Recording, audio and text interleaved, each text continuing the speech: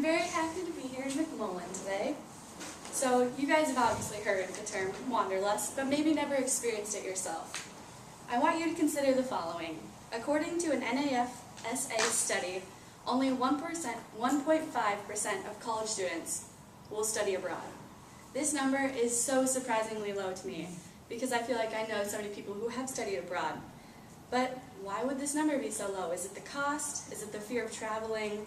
Or maybe just outside factors that we aren't considering? But as students at St. Ambrose, we have all received the emails from Ryan Dye about study abroad opportunities. But what does it take to go from opening those emails or just deleting them right away to studying abroad?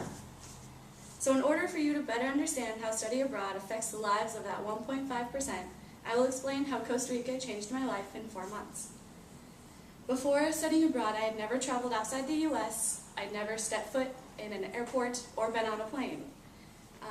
So being a double major in Spanish and strategic communications, I had to study abroad for no less than 15 weeks. And so I chose Costa Rica based on how it made me feel when I was looking at things, and based on the class survey, the biggest factor that's kept you guys from studying abroad is time and money. And those were definitely two of my biggest concerns. But after looking into study abroad, my scholarship that Ambrose provides me and my financial aid covered my tuition for the semester in full.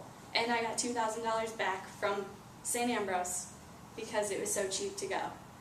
And so, when you think about if it's possible to go or not, it definitely is. I found out I was accepted to study abroad when I was sitting in my dorm room in Franklin, and I was in the sophomore slump. It was awful, and so I never thought I would step foot off of campus again. I felt like I was stuck here. And so that's how I started my trip to Costa Rica. Not really sure if I wanted to continue on or who knows what I was going to do. But reading about studying abroad and actually studying abroad is so different. You read and hear all the fun stories, but the language barrier that I had wasn't as bad as it normally is because I can speak Spanish. But the different resources, like having to take taxis and the bus and walking everywhere, and also the different dangers that they have versus what we have. Gretchen Savvy, Senior Knowledge Management Specialist at USIP, said, "One of the most lasting impacts has been a lifelong appreciation for the variety the world has to offer. The things I did in France made me more open-minded about trying new experiences, and that have in turn have led me to value diversity, people, culture, and even points of view. It is these points of view that really changed who I was. The moment I knew I was a different person was when I was in my last week in Costa Rica, and we were standing at a restaurant overlooking the whole city of San Jose and Heredia, where I studied abroad. And you really take a moment to reflect on how that was my home for 4 months. I lived there, I loved life, I traveled, and we did amazing things. Based on the survey, every one of you has traveled outside the U.S., and you know that feeling when you are about to come home, and it's over, and you really are sad you have to leave.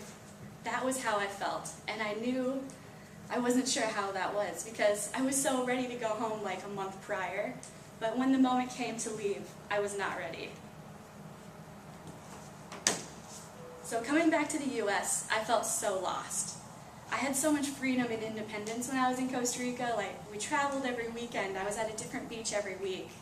And it was just, I had the time of my life figuring out who I was. Dr. Alan E. Goodman, president of the Institute of International Education, said, "Despite the value of study abroad, only 14% of students receiving a bachelor's degree will study abroad during their undergrad years, and only 1% of students enrolled in U.S. higher education are studying abroad at any given time." So the values that you get aren't just the cultural and experience that you get, but it's also academic. And according to the survey done by Purdue University, 97% of graduates that study abroad will be employed within 12 months of graduation.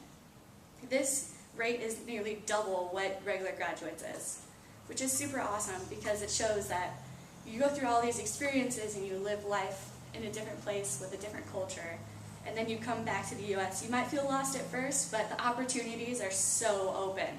You can do anything you want, and that's what's really great. So as students here at Ambrose, you know what it's like to listen to your friends rave about their time studying abroad, and the majority of you have felt jealousy and regret for not going. But why would you feel this way when you can go and see if you can go abroad? So next time you're walking in the lower level of Cosgrove and you see the pictures and flags of outside the study abroad office, think that that could be you. As I look back on my time in Costa Rica, it wasn't one defining moment that changed my life. It was every moment collectively that changed me. As the Chainsmokers sang, "We ain't ever getting older." So what will you do with your time in college? Will you be a part of that 1.5%? Thank you.